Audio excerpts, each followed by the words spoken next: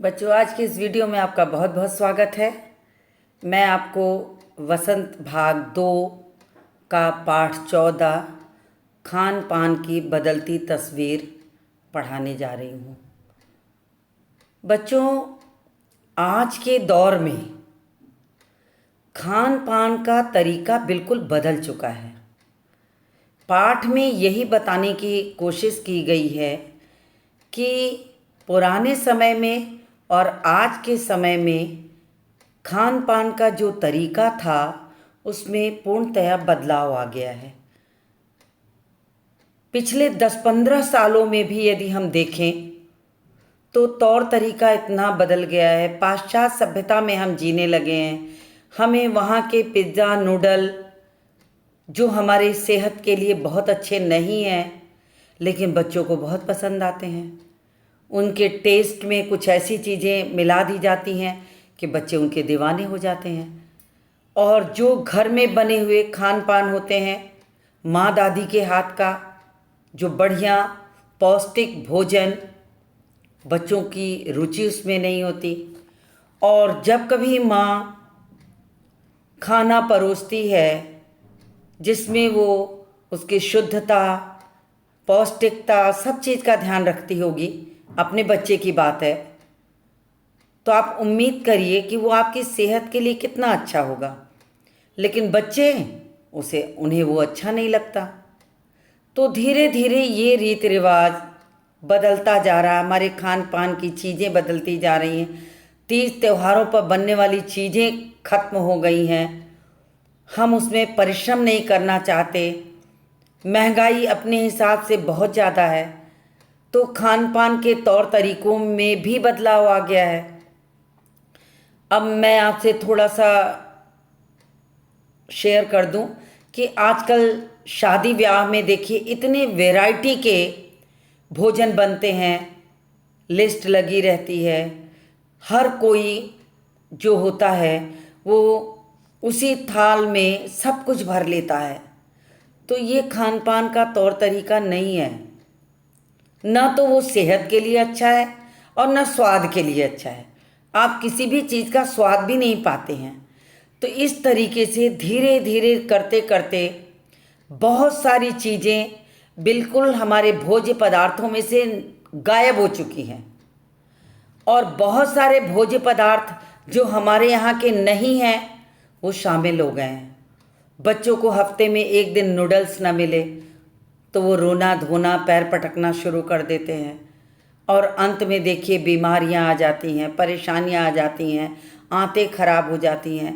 तो धीरे धीरे खान पान का जो स्वरूप है पिछले 15-20 सालों से लेकर अब तक इतना बदल चुका है कि जो हमारे सामने रहता है हम उसी को स्वीकार करते हैं। तो यहाँ पर उसी खान पान की बदलती तस्वीर के विषय में लेखक प्रयाग शुक्ल जो हैं वो हमारा और आपका ध्यान आकर्षित करना चाहते हैं।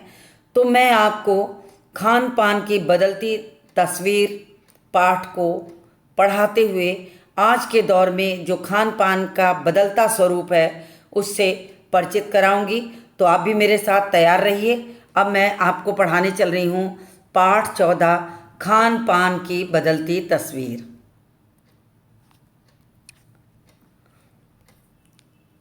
तो बच्चों, ये जो प्रयाग शुक्ल का लिखा हुआ पाठ है खान पान की बदलती तस्वीर, मैं उसे आपको प्रारंभ करती हूँ समझाना कि पिछले 10-15 वर्षों में हमारे खान पान में इतना बदलाव आ गया है कि एक प्रदेश की चीज़ें दूसरी जगह पहुंच गई हैं, लोगों द्वारा पसंद की जाती हैं, उसी को ये बताते हैं। अब मैं थोड़ा सा इसको पढ़ दूँ फिर आपको समझाती हूँ तो आपको बहुत अच्छे से समझ में आएगा। तो मैं जब पढ़ती हूँ तो आप भी अपनी पुस्तक के साथ उन लाइनों को ध्यान से सुनिए और देखिए। पिछले 10-15 वर्षों में हमारी खान पान की संस्कृति में एक बड़ा बदलाव आया है। इडली, डोसा, बड़ा सांभर, रसम अब केवल दक्षिण भारत तक सीमित नहीं है। ये उत्तर भारत के भी हर शहर में उपलब्ध हैं। और अब तो उत्तर भारत की ढाबा संस्कृति लगभग पूरे देश में फैल चुकी है। अब आप कहीं भी हों, उत्तर भारतीय रोटी दाल साग आपको मिल ही जाएंगे। फास्ट फूड, तुरंत भोजन जिसको कहते हैं, उसका भी चलन बड़े शहरों में खूब बढ़ा है। इस फास्ट फूड में बर्गर, नूडल्स जैसी कई चीज़ें शामिल हैं। एक ज़माने में कुछ ही लोगों तक सीमित चाइनीज़ नूडल्स अब संभवतः किसी के लिए भी अजनबी नहीं रहे। तो बच्चों, मैं आपको बता दूं कि पिछले 10-15 सालों में खान पान का स्वरूप इतना बदल गया है कि हम अपने देश और बाहर देश कहीं भी जाएं, हर चीज़ें हर जगह उपलब्ध हैं। वैसे देखा जाए तो ये बहुत अच्छी चीज़ है, लेकिन हम अपने खान पान को भी साथ में भूलते जा रहे हैं। ये एक अच्छी बात नहीं है। अब जैसे हम इडली डोसा, बड़ा सांभर आदि की बात करें तो किसी ज़माने में सिर्फ ये दक्षिण भारत तक सीमित थे। दक्षिण भारतीय जब हमारे उत्तर भारत में आते थे तो उन्हें खान पान की बड़ी कठिनाई होती थी।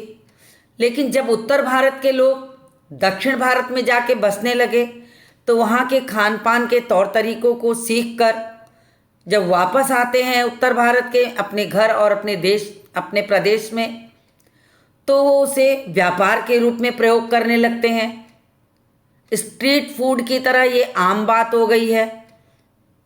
आराम से रेस्टोरेंट बना करके छोटे मोटी जगहों पर ये सारी चीज़ें खुलेआम बिक रही हैं, आसानी से उपलब्ध हैं और लोगों के द्वारा पसंद की जा रही हैं।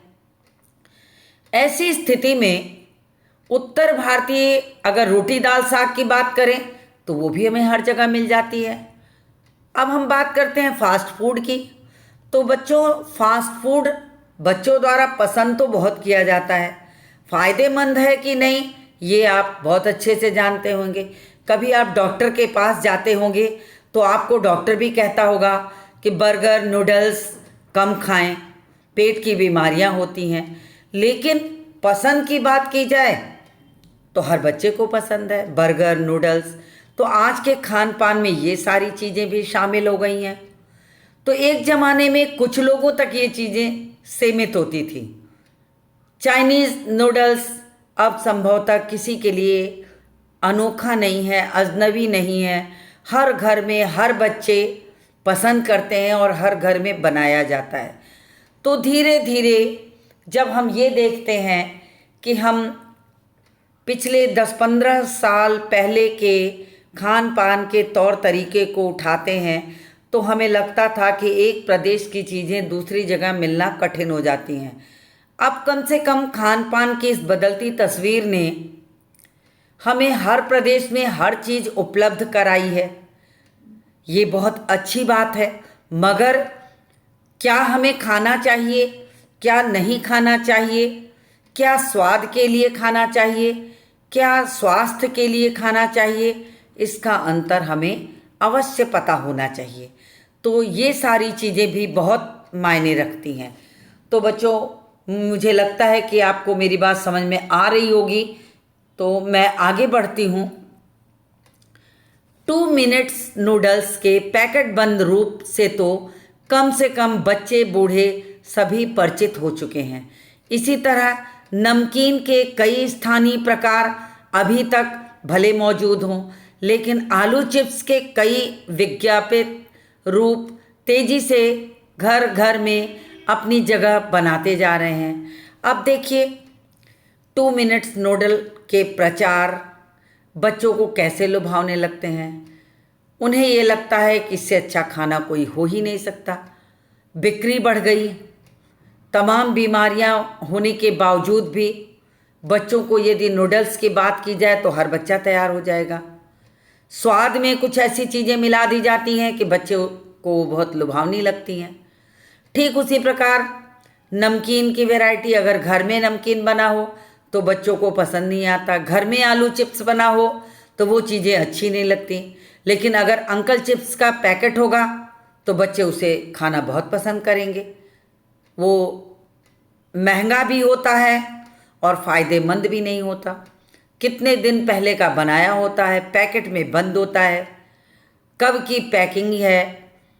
2 या 3 आलू में बने हुआ आलू का चिप्स आपको 10 रुपये 15 रुपये में एक छोटा सा पैकेट मिलता है। तो पैसों का नुकसान, सेहत का नुकसान, लेकिन बच्चों के द्वारा पसंद किया जा रहा है। वे इसे आम तौर से प्रायः प्रयोग करते हैं। तो ये सारी चीज़ें हुई, खान पान का यही बदलता स्वरूप है। जो आज बच्चे को यदि कहा जाता है कि भूख लगी है तो तुम रोटी खा लो, पराठा खा लो, पूड़ी खा लो, तो वो नूडल्स मांगता है, 2 मिनट मैगी मांगेगा।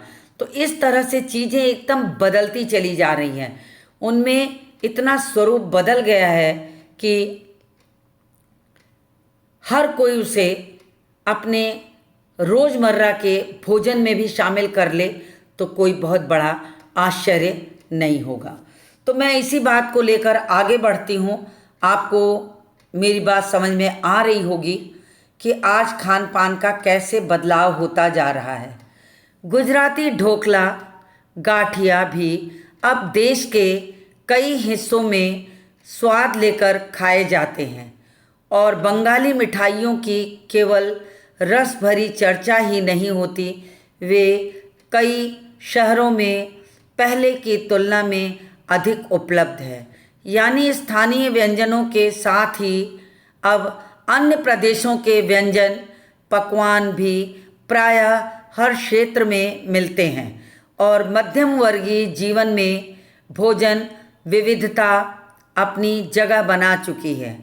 अब यहाँ पर लेखक प्रयाग शुक्ल ये बताना चाहते हैं कि गुजरात में पसंद किए जाने वाला ढोकला और गाठिया आज प्रत्येक प्रदेश में आसानी से मिल जाता है। ढोकला जैसी चीज़ को हर घर में स्वयं लोग बना लेते हैं। तो धीरे धीरे एक प्रदेश की चीज़ें जो हैं हर जगह फैल गई हैं, लोगों द्वारा पसंद की जाती हैं, आसानी से खाया जाता है और बनाने के तौर तरीके भी YouTube पर डाल डाल के लोग शेयर करते हैं ताकि उन चीज़ों से लोग और सीखें और ये पसंद की जाए। तो देखिए आज इस खान पान से कितनी चीज़ें हमारे नेट द्वारा भी लोगों तक पहुंच जा रही हैं और यहाँ एक जगह के रहने वाले लोग जब दूसरी जगह जाते हैं तो वे अपने खान पान में वे सारी चीज़ें जोड़ते हैं। हर कोई उसे पसंद करता है, इसीलिए बंगाल की मिठाइयाँ आज सब जगह मिल रही हैं। अन्य प्रदेशों के पकवान व्यंजन आज हम किसी भी जगह पर जाएं हमें आसानी से उपलब्ध हो जाते हैं। इसी को कहते हैं भोजन की विविधता, यानी विविध प्रकार के। आज हम अगर अपने घर के बच्चों को दाल चावल रोटी सब्जी जैसी चीज़ों को हफ्ते भर खिलाना चाहें तो बच्चा नाक भौं सिकोड़ने लगता है। उसे लगता है नहीं, आज पिज्ज़ा होना चाहिए, आज ढोकला होना चाहिए, आज खाने में ये वाली मिठाई होनी चाहिए। देसी चीज़ों से दूर भी होते जा रहे हैं। तो विविधता तो भोजन में बहुत आई है, लेकिन विविधता के साथ साथ हमें मुख्य रूप से सेहत का भी ध्यान रखना बहुत आवश्यक है। तो यही है खान पान की बदलती तस्वीर। तो बच्चों, आपने इतनी बात समझ ली होगी कि कैसे एक जगह की चीज़ें अब हर प्रदेश में आसानी से मिल रही हैं और लोगों द्वारा पसंद भी की जा रही हैं। तो मैं आगे बढ़ती हूँ। मुझे इतनी उम्मीद अवश्य है कि मैंने अभी तक आपको जो बताया है वो आपको समझ में आ रहा होगा। तो मैं अपने इस पाठ को आगे बढ़ाती हूँ। आप ध्यानपूर्वक मेरी बात को सुने और समझने की कोशिश करें। तो मैं आगे पढ़ती हूँ। कुछ चीज़ें और भी हुई हैं, मसलन अंग्रेजी राज तक जो ब्रेड केवल साहबी ठिकानों तक सीमित थी, वह कस्बों तक पहुंच चुकी है और नाश्ते के रूप में लाखों करोड़ों भारतीय घरों में सेकी तली जा रही है। खान पान की इस बदली हुई संस्कृति से सबसे अधिक प्रभावित नई पीढ़ी हुई है, जो पहले के स्थानीय व्यंजनों के बारे में बहुत कम जानती है, पर कई नए व्यंजनों के बारे में बहुत कुछ जानती है। बड़ी अच्छी बात कही है लेखक प्रयाग शुक्ल ने कि अब मैं बहुत सिंपल और साधारण सा उदाहरण पाठ से जोड़ रहा हूँ। ब्रेड ब्रेड जो कभी पुराने ज़मानों में बहुत बड़े घरों में खाई जाती थी, जो एक स्तर की पहचान बनी हुई थी। नाश्ते में ब्रेड बटर खाना एक स्तर की पहचान बनाता था। आज वही ब्रेड हर जगह पहुंच गई है। शहर तो शहर छोड़िए, गांव की छोटी मोटी दुकानों पर भी ये ब्रेड पहुंच गई है। हर गांव में बच्चे सुबह चाय के साथ ब्रेड खाना पसंद करते हैं। पुराने ज़माने में सुबह चाय के साथ पराठे, आलू के पराठे, रोटी जैसी चीज़ें पहले मिलती थीं, और अब बच्चे को और घर वालों को भी बिल्कुल आसानी से उपलब्ध होने वाली, आसानी से खाई जाने वाली, कम समय में तैयार होने वाली जो सुविधाएं ब्रेड के साथ दिखती हैं, उसको वो लाखों लोगों द्वारा नाश्ते के रूप में पसंद की जा रही है। समय बचता है, 4 ब्रेड खा लिया, टिफ़िन में 4 ब्रेड डाल लिया, सेका तला खाया जा रहा, लोगों द्वारा पसंद की जा रही है। तो खान पान की इस बदली हुई संस्कृति से अगर देखा जाए तो सबसे ज़्यादा कौन सी पीढ़ी प्रभावित हुई है, तो वो सबसे ज़्यादा नई पीढ़ी प्रभावित हुई है। नई पीढ़ी के बच्चे जो हैं, उन्हें खान पान में रोटी, पराठा, पूड़ी की जगह ब्रेड से बनी चीज़ें, ब्रेड की वैरायटी, तौर तरीके बना करके कुछ नए रूप में मिलता है तो वो बड़े पसंद से खाते हैं, उसी को अपने लंच बॉक्स में रख के ले जाते हैं। तो इस तरीके से नई पीढ़ी सबसे ज़्यादा इससे प्रभावित हुई है। पर कई नए व्यंजनों के बारे में बहुत कुछ जानती है। आजकल जानने के बहुत सारे नए तरीके हैं। हम नेटवर्क के ज़माने में जीते हैं, जो सारी चीज़ें हमारी मुट्ठी में होती है, मोबाइल पर होती है। तो जो चीज़ हम नहीं जानते हम वो वहाँ से देख लेते हैं। तो नई पीढ़ी द्वारा ये सारी चीज़ें बहुत पसंद की जा रही हैं। स्थानीय व्यंजन भी तो अब घटकर कुछ ही चीज़ों तक सीमित रह गए हैं। अब स्थानीय व्यंजन की बात अगर करें तो स्थानीय व्यंजन जिसे पहले कुछ खास अवसरों पर या प्रतिदिन के भोजन में बनाना आवश्यक था, वो सारी चीज़ें अब धीरे धीरे सीमित होती जा रही हैं। बम्बई की पाव भाजी, दिल्ली के छोले कुलचे दुनिया पहले की तुलना में बड़ी ज़रूर है, पर अन्य स्थानीय व्यंजनों की दुनिया में छोटी हुई है। जैसे पाव भाजी, छोले कुलचे, ये पहले किसी खास जगह के भोजन थे। आज दिल्ली बम्बई के हर जगहों में, दिल्ली बम्बई तो छोड़िए, आज हर शहरों में पाव भाजी, छोले कुलचे, ये सारी चीज़ें बड़ी आसानी से मिल रही हैं, पसंद की जा रही हैं। लंच के रूप में भी खाई जा रही है, नाश्ते के रूप में भी खाई जा रही है। तो इस तरह से हमारे खान पान में धीरे धीरे करते करते एक बड़ा बदलाव होता चला जा रहा है। जानकार ये भी बताते हैं कि मथुरा के पेड़ों और आगरा के पेठे नमकीन अब वह बात कहाँ रही।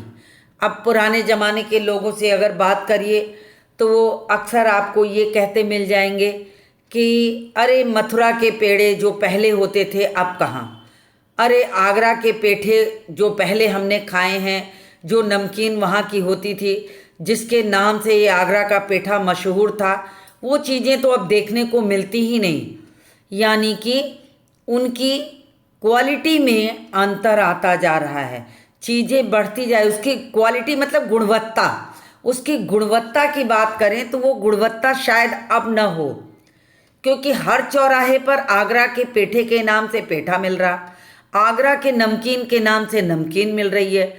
तो ये कहाँ संभव है कि जो आगरा का पेठा और नमकीन किसी ज़माने में इस प्रसिद्धि को प्राप्त किया था, ठीक वही गुणवत्ता आज के दौर में हो।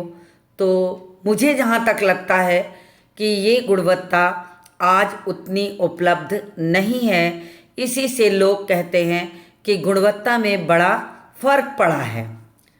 तो इस तरह से हम ये देखते हैं कि चीज़ें जो जहाँ की मूल होती हैं, जैसे बम्बई की पाव भाजी, तो बम्बई की पाव भाजी किसी खास जगह, किसी खास दुकान पर जो पुराने ज़माने से बनाते चले आ रहे हैं, संभवतः अगर हम उस जगह पर भी जाकर देखें तो उनकी नई पीढ़ी वो पाव भाजी शायद ना बना पाती हो जो उनके पुराने लोग उस दुकान को चलाने के लिए बनाते थे। वो चीज़ें होती हैं, या उस गुणवत्ता में कुछ ना कुछ फ़र्क होता हो। तो यही कहा है कि गुणवत्ता में फ़र्क पड़ने लगता है। फिर मौसम और ऋतुओं के अनुसार फलों खाद्यान्नों से जो व्यंजन और पकवान बना करते थे, उन्हें बनाने की फुर्सत भी अब कितने लोगों को रह गई है। कितनी अच्छी बात कह रहे हैं कि पुराने ज़माने में मौसम और ऋतुओं के अनुसार बहुत सारी खाद्य सामग्री बनाई जाती थी। जैसे आम का जब मौसम होता था तो लोग ढेरों ढेरों गांव में बाग बगीचों से आम आते थे, उनके आमरस निकाल करके अमावट बनाई जाती थी। आज न तो किसी के पास इतनी फुर्सत है और इस महंगाई के ज़माने में न उतने उपलब्ध हैं, तो ये सारी चीज़ें धीरे धीरे खत्म हो जा रही हैं। खाद्यान्नों में भी यही होता है, जैसे बड़ी बनाने का काम, जैसे पापड़ बनाने का काम, जो ऋतुओं के अनुसार, मौसम के अनुसार घरों में उपलब्ध मसालों से, आलू से बनाए जाते थे, आज किसी के पास इतनी फुर्सत नहीं है। हर घर में महिलाएं भी कामकाजी हो गई हैं और कामकाजी होने के कारण ये सारी चीज़ें या तो व्यापार बना करके दुकानों में मिलने लगी हैं, या घरों में अपने सेवन के लिए बनाने का अवसर नहीं है।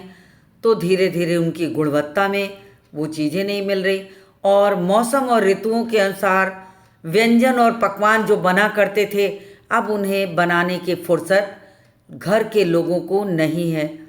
तो अब गृहिणियों या कामकाजी महिलाओं के लिए खरबूजे के बीज सुखाना, छीलना और फिर उनसे व्यंजन तैयार करना सचमुच दुस्साध्य है। कितनी अच्छी बात कहा है।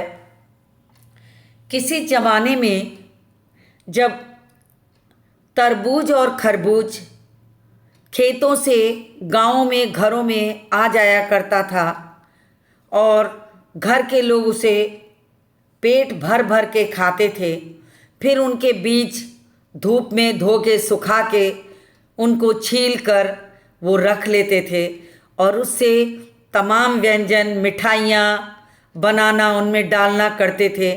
घर की महिलाएं एक साथ मिलके काम करती थी और घंटों का काम मिनटों में ख़त्म हो जाता था और खान पान में स्वाद भी होता था। लेकिन आज वो नहीं हो सकता। उसके कई कारण हैं। तो सबसे पहला कारण तो ये है कि सबसे पहले वो सारी चीज़ें आज उपलब्ध ही उतनी मात्रा में नहीं है।